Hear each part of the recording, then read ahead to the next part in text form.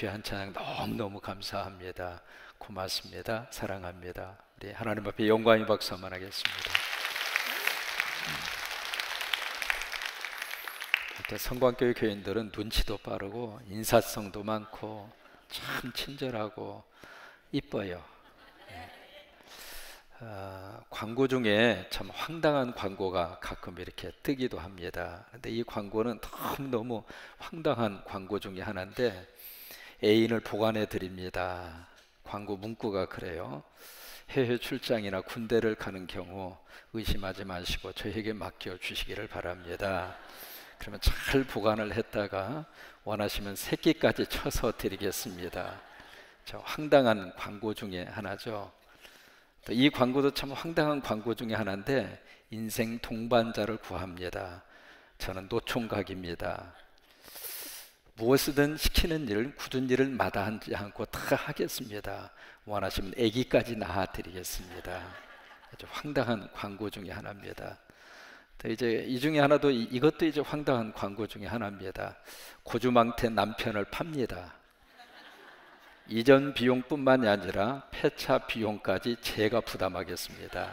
뭐 이런 황당한 광고들이 심심찮게 뜨는 경우들이 있습니다. 우리가 루키스를 보면서 가정이 얼마나 소중한가, 또 그 가정 속에 하나님의 놀라운 역사와 은혜가 담겨지기를 하나님께서는 얼마나 원하시는가, 그래서 우리가 새롭게 느껴질 수 있는데, 여러분, 하나님께서 세워주신 여러분의 가정이 행복하시기를 바라고, 가정 안에 보아스의 은혜가 넘치게 되기를 바라고. 보아스는 바로 누구라고 그랬죠?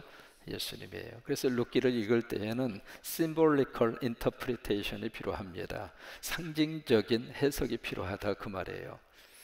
우리 성경을, 기록되어져 있는 이 성경을 문자적으로 읽는 것은 1차적인 해석입니다. 두 번째로 이 문자와 더불어서 이 속에 어떤 문맥의 뜻이 있는가, 미닝을 찾아가는 것이 두 번째 인터프리테이션입니다. 두 번째 해석입니다. 세 번째는 원문 속에서 무엇을 말씀을 해주고 있는가, 말씀의 깊이를 좀 더 들어가서 해석해내는 것은 세 번째 3차원적인 인터프리테이션입니다. 그런데 또 하나 이게 중요한 해석이 있습니다. 영적인 해석입니다. 우리 영성이라고 하는 것은 마치 호두깎이처럼 껍질을 통해서는 호두를 먹을 수가 없잖아요. 호두를 먹으려면 어떻게 해야 돼요? 껍질을 벗겨야 돼요.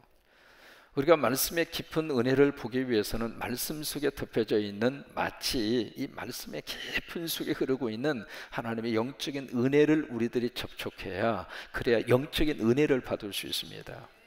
그렇지 않으면 성경이 마치 지식을 얻을 수 있는 인포메이션, 정보로만 생각을 하니까 마치 공부 많이 한 사람들이 교만하기 쉬운 것이 성경입니다.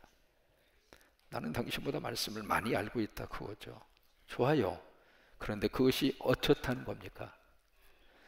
성경을 지식적인 차원으로만 생각하는 사람은 마치 성경을 통해서 성경의 지식을 얻는 것이 마치 성경을 다 알고 있는 것처럼 착각하는 경우들이 많거든요. 그렇다면 그 성경의 지식이 우리 삶 속에서 뭘 나타내느냐고요. 영어로 표현해 볼까요? So what? 어쩌다는 거예요.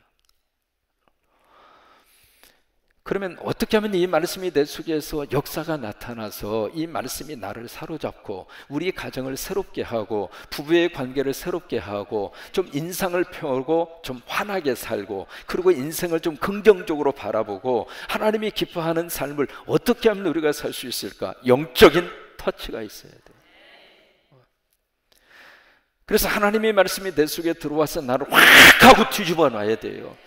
이것만 가지고는 안 된단 말이에요. 여러분, 이것을 통해서 말할 것 같으면 저도 한가닥 하는 목사예요. 제가 공부한 기간이 몇 년인 줄 아십니까? 좀 놀라셔도 괜찮아요. 그러면 공부한 기간을 통해서 제가 지식적으로 얻은 거, 제 머릿속에 들어져 있는 학문적인 것을 가지고 이야기할 것 같으면은 그래도 좀 해볼 수 있는 것이 저에게 조금 있어요. 근데 그게 어떻다는 거예요? 그러니까 말씀이 영적으로 풀어져야 영적인 역사가 나타나게 되는 거거든요. 그렇지 않으면 그냥 지식으로만 머릿속에 집어넣고 나하고 지식적인 비교의식 속에서 모르는 사람을 그냥 한없이 깔보고 업신여기고 그냥 당신은 믿음이 없는 사람이라고 짓뭉개고 마치 성경 지식을 많이 알고 있는 사람이 믿음 좋은 사람인 것처럼 그렇지가 않아요. 그래서 성경은 영적으로 좀 풀어야 될 필요가 있습니다. 오늘 루카서도 마찬가지입니다. 그래서 루카서 읽으실 때마다 우리 안에 그런 역사가 나타나게 되기를 바라는데 17절을 보실까요?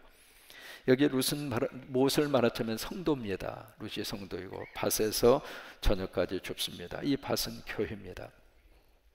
성도가 교회를 가서 뭔가를 주서요. 뭘 주는가? 주는 것은 이삭이죠. 이삭이 바로 뭐라고 그랬죠? 복음이에요. 자, 보세요. 성도가 교회에 와서 우리가 얻어갈 것은 복음밖에 없습니다. 교회가 성도들에게 제공해 줄 수 있는 것은 예수 그리스도입니다.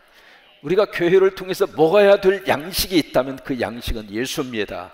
내가 바로 생명의 떡이라. 그러니까 교회를 통해서 다른 것 기대하시면 안 돼요.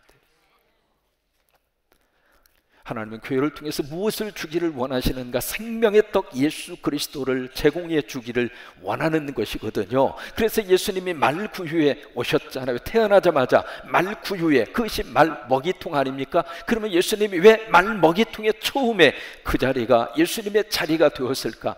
나 먹고 너 살아라. 그래서 교회가 제공할 수 있는 것은 예수 그리스도, 그거예요. 그거. 그래서 이 성도가 밭교회에 와서 무엇을 주셨는가? 이삭을 주는 거예요. 예배는 이삭을 줍는 시간입니다. 복음을 내가 가져가는 시간이고 복음을 내 속에 담는 시간이고, 왜? 복음으로 담겨지는 거기에 하나님의 역사가 있습니다. 근데 보세요. 17절에 저녁까지 줬고, 무슨 얘기냐면 아침부터 저녁까지 했다는 얘기예요. 그러니까 이 룻은 아침부터 저녁까지 부지런히 그 일을 했어요. 게으름 피우지 않고요. 정말로 최선을 다해서 시간을 웨이스트하지 않고, 시간을 낭비하지 않고 하나님이 주신 그 시간을 귀하게 생각하고 그 시간을 아끼고. 에베소서 5장 16절로 가보실래요? 에베소서 5장 16절. 에베소서 5장 16절.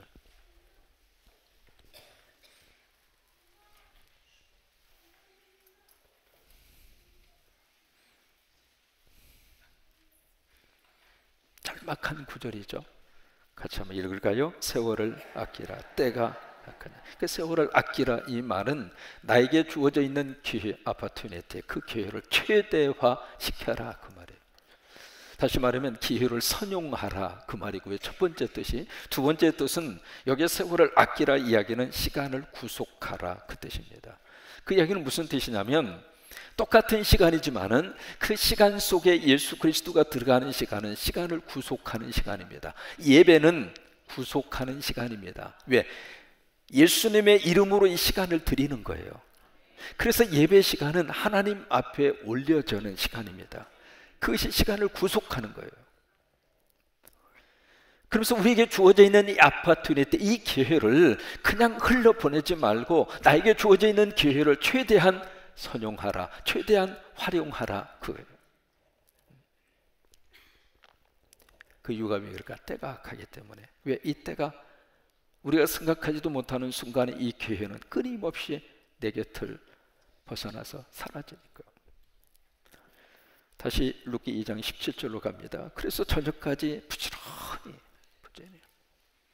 저와 여러분이 하나님 앞에서 정말 뭔가를 하나님이 나에게 주신 것이 있으면은 그것을 아끼지 말고, 녹슬어서 없애지 말고 정말로 하나님을 위해서 충성하다가 닳아서 없어졌으면 좋겠어요. 우리가 아끼고 아껴서 그걸 가지고 하나님 앞에 가서 뭐라고 말을 하겠어요? 너 뭐 하다 왔니? 아이고요, 이거 아까워서 그냥 안 쓰고요, 잘 보관했다 그냥 가지고 왔어요. 그럼 하나님 뭐라고 그랬어요? 야, 좀 써먹지. 써먹으라고 줬는데. 건강이 있으면 건강을 하나님을 위해서 좀 쓰고, 목소리가 있으면 호산나, 얼마나 고마워요. 이 목소리를 하나님 앞에 지금 드리는 거잖아요. 이 목소리를 하나님이 받으시는 거잖아요. 그러니까 나에게 주신 뭔가 탤런트가 있으면은 그것을 그냥 보관했다가 이 세상 떠나서 가지고 가지 말고 하나님이 나를 부르시기 전까지 최선을 다해서 쓰자, 이거예요. 미국에 온 한 선교사의 말이 인상적입니다. 나는 내 몸이 다 없어질 때까지 하나님을 위하여 헌신하겠다. 완전히 연소가 돼서 더 이상 태울 곳이 없을 정도로 그렇게 하고 인생을 완전히 하나님 앞에서 쏟아붓고, 그리고 완전히 연소가 돼서 주님 나라에 가는 것이 행복하죠. 이 몸에 계속 어디다 써먹고. 그렇잖아요. 저는 성광이 재단에서 목회하면서 저는 하루하루를 나는 주일처럼 생각하고 살고 싶은 거예요. 그럼 보세요. 한 달 목회하면 내가 몇 년간 목회한 것 같아요? 한 달이면 몇 주죠? 30주.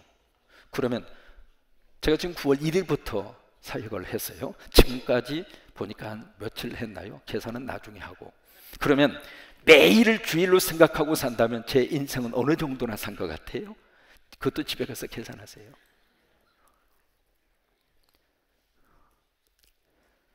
하나님 앞에 쏟아붓고, 그리고 나서 주님 앞에 가는 거예요.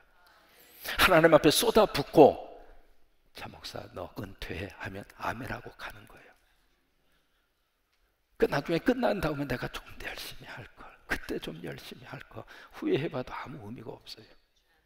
그래서 저는 매일매일이 하나님 앞에 거룩한 주일인 것처럼, 매일 새벽에 거룩한 주일인 것처럼 그렇게 제 인생을 살고 싶고, 우리 성광이 식구들도 하루를 살아도 그렇게 살다가 천국 가자고요. 뭐 그렇게 세란에 미련이 그렇게 많아요. 하나님이 나를 오늘 부르시면 아멘하고 이 땅보다 천국이 좋은 줄로 믿으시면 아멘. 다 손들고 아멘해. 정말로 천국이 좋다고 믿으시면 아멘. 그러면 내리면서 아멘. 죽는 게 천국 가는 거예요. 근데 뭐 이렇게 억울해? 하나님이 천국정 데리고 가겠다는데 뭐 그렇게 억울하냐고. 이 땅에 얼마나 살아야. 목사님은 젊으니까 그러죠.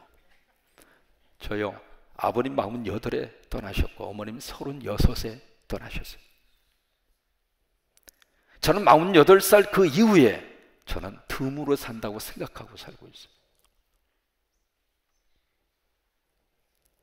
제가 그런 마음이 없다면 여러분들에게 이렇게 말씀을 드릴 수가 없죠. 그냥 오늘 하루 하나님이 주신 은혜 생각하고 오늘을 최선을 다해서 쏟아붓고 게으르지 말고, 하나님이 주신 은사가 있다면 내 손발이 닿을 정도로 주님을 위해서 한번 드려보고, 그리고 미련 없이 하나님이 부르시는 날 아멘. 하나님, 이 땅에서 예수 믿은 거 행복하고, 이 땅에서 교회 섬긴 거 행복하고, 이 땅에서 나 성광교회 교인들 만난 거 행복하고, 정말로 그래요. 나 여러분 만난 거 행복해요. 물 한 잔 먹고.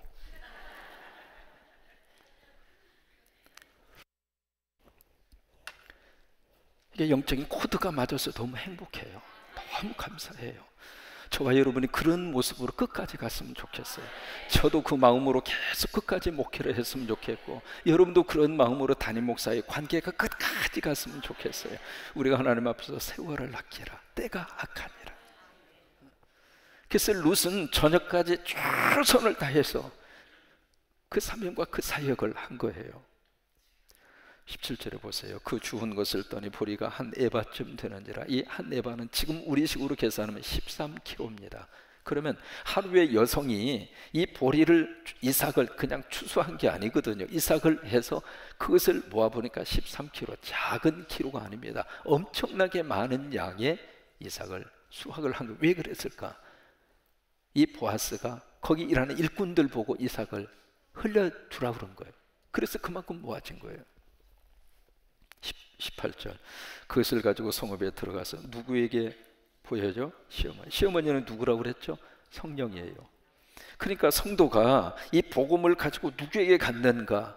성령님에게 간 거예요. 시어머니에게 그 주운 것을 보이고 그가 배불리 먹고 남긴 것을 내어 시어머니에게 드리며. 하나님이 주시는 것은 적당히 주시지 않습니다. 풍족하게 주셔요. 먹고도, 배부르게 먹고도 남을 정도로. 그것이 오병이어의 기적입니다. 그래서 거기에 남자만 5,000명, 그 다음에 아이하고 여인까지 합치면 베세다 들녘에 모인 인구가 2만 명. 그 2만 명이 배불리 먹고도 남았어요. 남았는데 몇 광주리가 남았죠? 12광주리. 거기에는 놀라운 영적 비밀이 숨겨 있어요. 그것은 다음에 하겠습니다.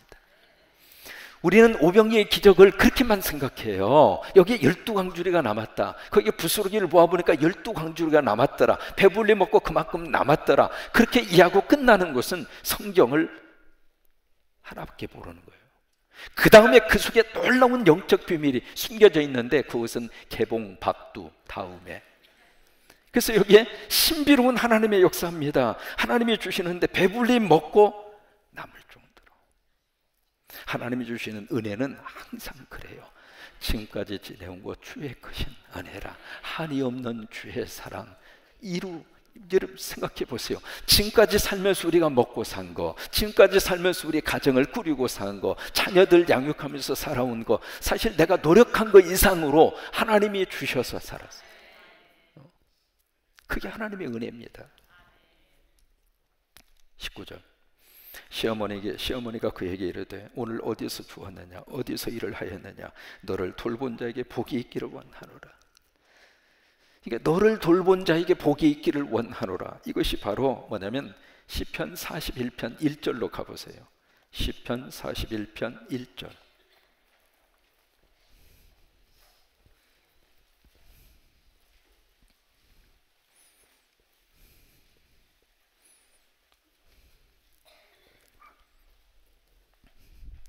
시편 41편 1절. 가난한 자를 보살피는 자에게 복이 있으며 재앙의 날에 여호와께서 그를 건지시로다. 바로 이거예요. 그 유대교에 미드라쉬라고 하는 게 있습니다. 미드라쉬, 이것은 바로 뭐냐면 율법을 현대적인 의미로 재해석해 놓은 것을 미드라쉬라고 그렇게 이야기해요. 거기에 이제 이런 대목이 있습니다. 모세가 설교를 해요. 가난한 자에게 구제해라.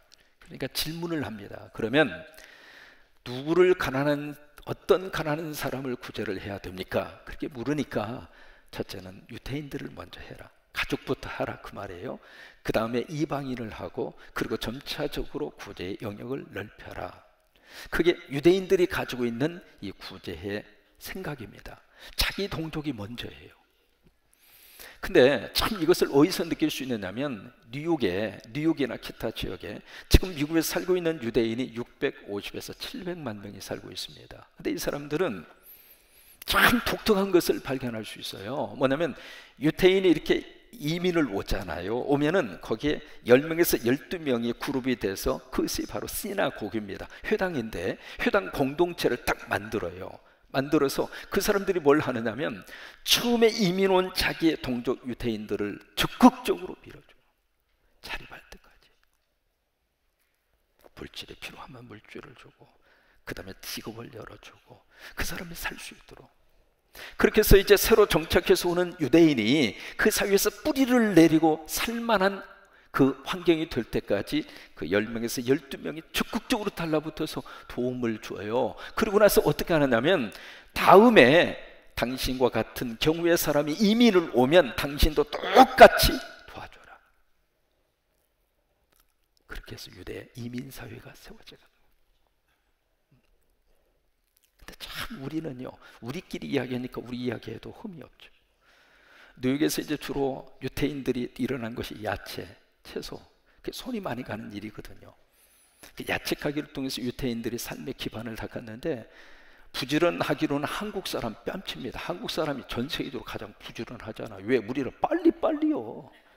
그래서 이 야채 가게는 손이 많이 가고 아침부터 부지런히 해야 야채 가게가 돼요. 왜냐하면 그 정리를 해야 되고 다 따듬어서 그래야 사람이 사가고. 그러니까 유대인이 딱 보면 6시에 열면 한국 사람은 5시에 열어. 그럼 유대인이 이렇게 보니까 한국 사람이 옆에 가게를 열었는데 징그럽게 5시에 문을 여는 거예요. 그러니까 손님이 그리 다 가잖아요. 그래서 유대인도 억지로 5시에 열으니까 한국 사람은 4시에 열어. 사람이 해먹을 수가 있어야지 도저히. 그래서 결국 이 유대인이 손을 드는 거예요. 아이고 잘 해먹으시오. 그리고 이제 가는 거예요. 가면은 이 한국 사람들은 온 가족의 떼거지로 붙어가지고 그 야채 가게를 잘 운영을 해서 막 돈을 막 벌어요. 또 한국 사람은 어디 가든지 다 리더자예요. 어느 나라 가든지 돈을 그렇게 잘 벌어요. 그래서 돈을 버는데 이 돈 번다는 소문이 나잖아요. 그러면 바로 옆 가게 한국 사람이 또 들어와. 그래서 이쪽에 야채가이가 생기고 이쪽에 야채가이가 생겼어요. 이제는 어떻게 하느냐, 둘이 경쟁이 붙는 거예요. 경쟁이 붙어서 이쪽에서 100원에 팔면 이쪽 사람이 90원에 팔아. 그러면 이쪽 가게에 있는 사람이 갑자기 손님이 그쪽으로 가니까 알아보니까 90원에 팔아? 오케이, 나 80원에 팔아. 이쪽에서 80원에 팔으니까 이쪽에 있는 가게가 너 80원? 나 50원으로 팔아. 근데 50원 가지고는 남는 게 없어. 미치는 거예요. 미치는데 이 사람이 열불났어. 너 50원에 팔아? 나 10원에 팔아. 이쪽에서 10원에 팔으니까 이 사람, 그래, 나 공짜로 쳐. 여러분, 그 가게 유지가 되겠어요? 그러면 이 사람 망해. 이 사람은 성공해요? 그동안에 적자 나가지고 일어날 수가 없는 거예요. 망하는 거예요. 같이 죽는 길을 선택하는 거예요. 그 어떻게 되는 줄 알아요? 그 자리에 유대인이 또 들어오는 거예요. 한국 사람 망한 자리에 또 들어와서 유대인이 또 돈 버는 거예요. 참 우리가 좀 생각을 해봐야 되는 모습 가운데 하나라고 생각합니다. 왜냐하면 한국 사회의 마이너리티에서 수많은 인종들이 모여져서 살고 있는데, 캘리포니아만 하더라도 LA만 하더라도 거기에 법원에 고소를 하는 사람들 통계를 보니까 부끄럽게도 한국 사람이 1등이야. 왜 그렇게 고소를 많이 하냐고. 잘 되는 꼴을 못 봐. 결국 그게 성서적이지 않는데 같은 교인끼리 막 고소하고 막 서로 그냥 막. 근데 유대인의 미드라시에 보면은 그 사람들 그렇게 안 해요. 우리가 유대인들 막 수전노라고 하고 욕을 하고 그렇습니다만은 그 사람들 보면은요, 구약 성서적인 근거를 가지고 그들이 살고 있는 경우들이 굉장히 많아요. 그래서 구제를 그렇게 해라. 그 다음에 두 번째로, 막 와서 구제를 해달라는 사람이 많으면 그걸 다 어떻게 감당을 합니까? 그러니까 있는 대로 주어라. 그러면 돈이 다 떨어지면 어떻게 합니까? 세 번째로, 돈이 없으면 친절을 주어라. 그게 미드라시입니다. 그래서 루카서 2장도 마찬가지잖아요. 2장 19절에 너를 돌본 자에게 복이 있기를 원하노라. 이게 구제하는 자에게 주시는 하나님의 축복입니다. 루시 누구에게서 일했는지를 시어머니에게 알게 하여 이르되 오늘 일하게 한 사람의 이름은 누구예요? 보아스. 그러니까 오늘 거기서 일할 수 있도록 해준 사람이 누구? 보아스. 자, 저를 보세요. 그러면 오늘 교회 안에서 일하도록 해주신 분이 누구예요? 주님이에요. 저는 우리 성광교회 성도들이 그냥 직분만 가지는 상태에서 만족하지 않았으면 좋겠어요. 여러분, 집사는 왜 주어요? 집을 사라고 집 사주는 게 아니에요. 일하라고 주는 게 집사라고. 그 권사는 왜 주어요? 권투 사범하라고 권사 주는 거 아니라고요. 일하라고 권사 주는 거예요. 그러면 집사 중에서 왜 안수를 해요? 더 헌신하라고 안수를 하는 거예요. 그냥 이름 붙이기 힘들어서 여기 오니까 안집이라고 그러더라고. 뭐 안집이든 안수 집사이든 왜 그 직분을 주어요? 일하라고 주는 거예요. 왜 목사를 시키고 왜 장로를 시켜요? 일하라고 시키는 거예요. 호칭 부를 게 없어가지고 목사 이름 부르라고 그렇게 한 게 아니고. 그 일하게 하신 분이 누구인가? 보아스란 말이에요. 일하게 하시는 분이 누구인가? 하나님이세요. 예수님이셔요. 그러면 그 일을 정말로 하나님을 위해서 일을 해야지. 그냥 이름만 붙여가지고. 교회 등록한 지 한 달밖에 안 됐는데 제 방에 왔어요. 미국에서 있었던 이야기예요. 제 방에 오셔가지고 목사님 왜요? 그러니까 이 교회에서는 장로 되려면 어떻게 해야 돼요? 그러더라고. 등록한 지 한 달밖에 안 됐어요. 그래서 저희 교회는요, 장로 되려면 이러이러이러한 과정을 거쳐야 되고요. 그때 이제 저희 교회 장로님 연령을 65세로 그렇게 정했던 시절이에요. 그래서 이렇게, 근데 연세가 어떻게 돼서 그랬더니 67세야. 그래서 죄송해요, 저희 교회 내규상으로 보면은 아무리 애를 쓰셔도 어떻게 안 되겠네요. 그랬더니 이분이 코가 푹 죽어가지고 그래요 목사님, 그럼 안 되겠네요 그러더라고. 그러더니 그 다음 주부터 안 나오더니 이분이 그 옆에 있는 교회 가서 장로가 됐어.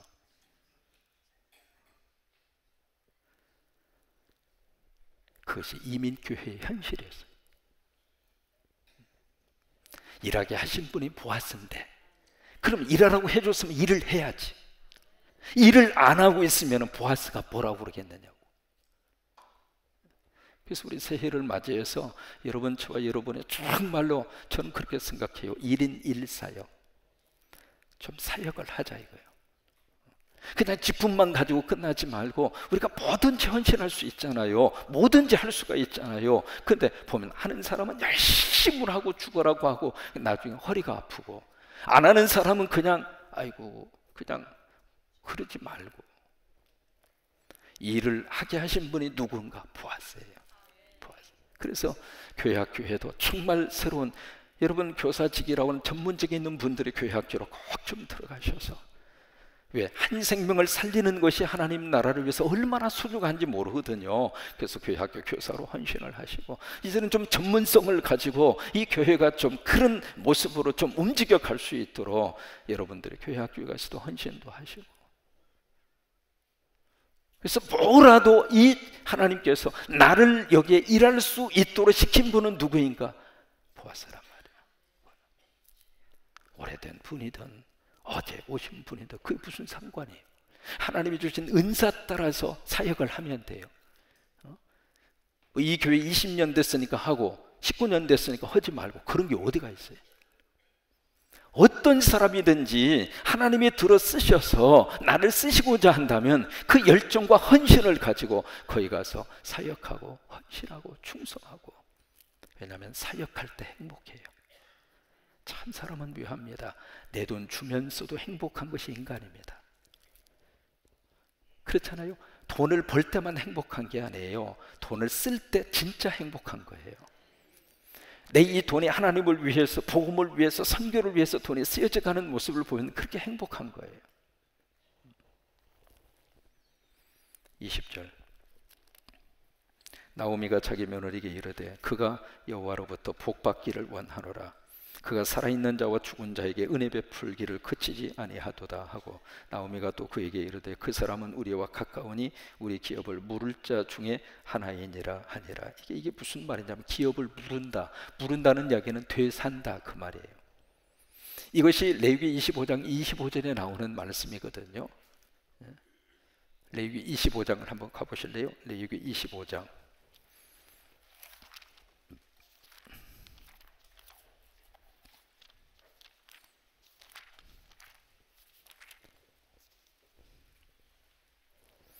레위기 25장 25절.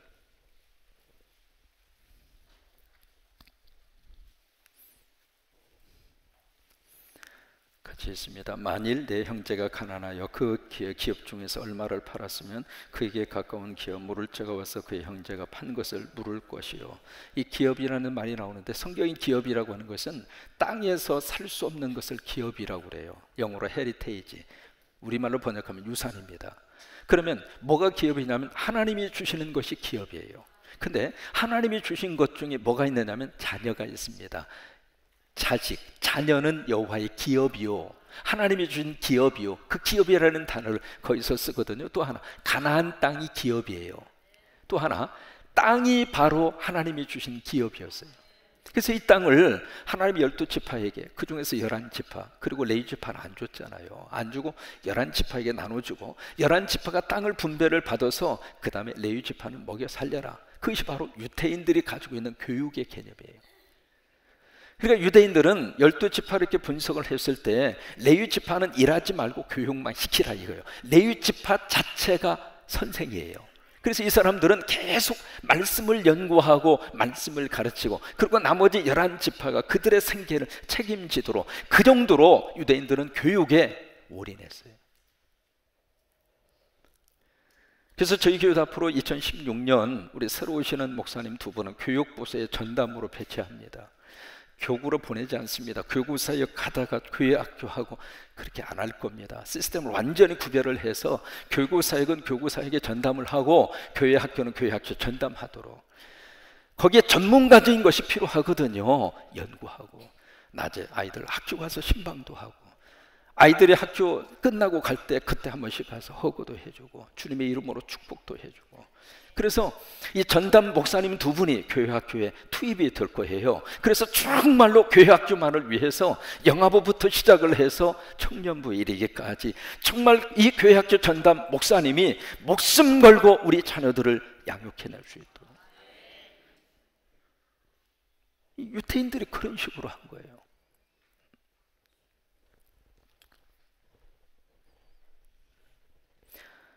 그래서 이제 자녀들이 기업인데 또 하나 땅이 기업이거든요. 이 기업인데 이게 분배를 해줬어요. 줬는데 무슨 사정이 있어가지고 팔아먹었어. 팔아먹었으면은 만약에 너희 중에 가까운 친척이 있으면 그 친척이 그 땅을 도로 사서 본래 주인에게 갖다 주어라. 그것이 기업 물을 자예요. 히브리 말로 고엘, 고엘. 따라서 한번 해보셔요. 고엘, 고엘. 그걸 고엘이라고 그래요. 여기 지금 그 나오미 그 가정이 모압으로 이민 가면서 있던 땅 팔아먹었거든요. 팔아먹었는데 와서 보니까 보아스라고 하는 친척을 만났어요. 만났는데 이 친척이 돈이 있어. 돈이 있는데 가장 가까운 친척 보아스가 그 땅을 도로 살 수 있는 능력이 있어요. 바로 그 이야기예요. 다시 한번 루키서로 갑니다.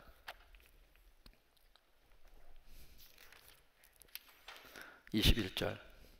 모압 여인 룻이 이르되 그가 내게 또 이르기를 내 추수를 다 마치기까지 너는 내 소년들과 가까이 있으라 하더이다 하니. 22절. 나오미가 며느리 룻에게 이르되 내 딸아 너는 그의 소녀들과 함께 나가고 다른 밭에서 사람을 만나지 아니하는 것이 좋으니라 하는지라. 23절 시작. 이에 룻이 보아스의 소녀들에게 가까이 있어 보리 추수와 밀 추수를 마치기까지 이삭을 주우며 그의 시어머니와 함께 거주하니라. 여기 성도들이 보아스의 소녀들과 가까이 있어서 여러분 마지막 때가 되면 될수록 성도들과 가까이 하는 게 축복입니다. 영적으로 어쩔 수 없이 통하는 사람끼리 모여져 있어요. 아무리 가까운 친구라 할지라도 영적으로 안 맞으면 불편한 거예요. 여기서 서울까지 가장 가까이 갈 수 있는 방법 뭐가 있을 것 같아요? KTX를 탄다, 자가용으로 총알 택시를 탄다, 세 번째 사랑하는 사람하고 함께 간다. 몇 번일 것 같아요? 답은 3번. 거리가 문제가 아닙니다. 내가 느끼는 시간이 문제입니다. 그래 예배 시간도 어떤 사람이 긴가 설교 짧게 했다고 해서 짧은 게 아니거든요. 그 말씀의 은혜 속에 깊이 젖어 들어가는 사람은 설교 시간에 상관이 없어요. 근데 그 말씀의 은혜 속에 젖어들지 못하면 설교 시간이 짧아도 지루한 거예요. 맨날 시계만 들었다 놨다 들었다 놨다. 제가 다 보입니다. 저 위에 시계 있어요. 여러분 시계 이렇게 들어서 저한테 안 보여도 내가 다 보여. 저기서 물리적인 시간이 아니라 내 느낌의 시간이 더 귀한 거예요. 그래서 이 소녀들과 가까이 있으라. 믿는 성도들끼리 영성이 통하는 사람끼리 있는 시간이 최고로 행복한 거예요. 그러면서 하는 말이 추수를 마치기까지 이삭을 주우며, 그러니까 주님이 오실 때까지 복음을 붙들라 이 말이죠. 주님이 오실 때까지 예수 붙들어라 그 말이에요. 여러분 정말 제가 목회하면서 느낀 것은 설교 속에서 예수 말만 하나님 앞에서 설교를 통해서 외쳐도 하나님이 역사를 하시더라고요. 근데 강단에 예수가 사라지고 나면 세상적인 이야기는 많은데 예수라고 하는 말이 외쳐지지 않으니까 성도들의 영성이 죽고 가정에 문제가 생기고 자녀들이 막 비틀어 나가고, 이 추수 때까지 그 이삭을 주우며 복음을 붙들라 그 말이죠. 그의 시어머니와 함께 거주하니라. 시어머니가 누구라고 그랬죠? 성령이죠. 성령과 함께 사는 거예요. 성령과 함께 살고 성령과 함께 하루를 살고. 여러분 이것이 우리 인생 속의 최고의 축복 아닙니까? 한많은 이 세상 그래요. 가슴앓이를 가지면서 살 수밖에 없지만은 그래도 성령님이 나와 함께 하셔서 성령의 손을 잡고 성령님과 같이 눈물을 흘리면서도 천국의 소망을 가지고. 오늘 조영욱 권사님 그 가족이 제 방에 와서 이야기할 때는 그 이제 따님이 아버님한테 목사님 앞에서 약속하라고, 이제는 아버님 믿음 생활을 해야 된다고. 어머니가 그렇게 원하는 게 아빠 신앙생활하는 거라고. 왜냐하면 그 둘째 따님이 그렇게 신앙생활을 잘 하시더라고요. 수원에서 시집을 가신 그분이. 그래서 목사님 앞에서 약속을 하라고. 그러니까 이 어르신이 에이, 그런 이야기를 목사님 앞에서 다 하냐? 그러시더라고. 그래서 근데 옆에 있는 큰딸이 눈을 깜빡깜빡거리더라고. 그래서 나는 눈치가 9.5단이거든요. 그래서 손을 탁 잡고 보아하니까 우리 권사님 흔적이 성광교회, 여기가 권사님 36년 동안이나 섬기던 권사님 흔적이 있는데 갈수록 이루어오실 거고 갈수록 힘드실 터인데 여기와의 그 흔적을 보지 않느냐. 그랬더니 고개를 끄덕끄덕거리시더라고요. 그래서 이제 그렇게 하고 이제 왔어요. 제 앞에서 나오겠다 그 말을 안 하고. 근데 끝나고 갔는데, 산부 예배 끝나고 갔는데 새가족부에서 사진 찍으러, 그래서 이제 한 가족이 오셨잖아요. 그래서 반가운 마음 막 뛰어갔더니 그분이 다 함께 앉아 있는 거예요. 그래가지고 오늘 같이 사진을 찍었어요. 그 이야기는 뭐냐? 등록했다 그 말이에요. 와. 그래서 크루마 하프 단장하라고 그랬어요. 뭐 거기 꼭 크루마 하프 해서 단장할 이유는 없잖아요. 단장하라고. 크루마 하프 단원들 손 한번 들어보세요. 크루마 하프 아무도 안 계셔? 어디? 그 동네는 어떻게 다 위층에 올라가 있어? 고마워요. 새로운 단장님 모시고, 에? 단장님 모시고 밥도 사달라고 그러고. 참 얼마나. 여러분, 우리가 성령님과 함께 살다가 이런 일을 저런 일을 많이 겪지만 시어머니와 함께 거하니라. 그래요. 성도가 성령님 붙들고 살면 살 수 있습니다. 우리 안에 그런 역사가 임하게 되기를 주의 이름으로 축원합니다.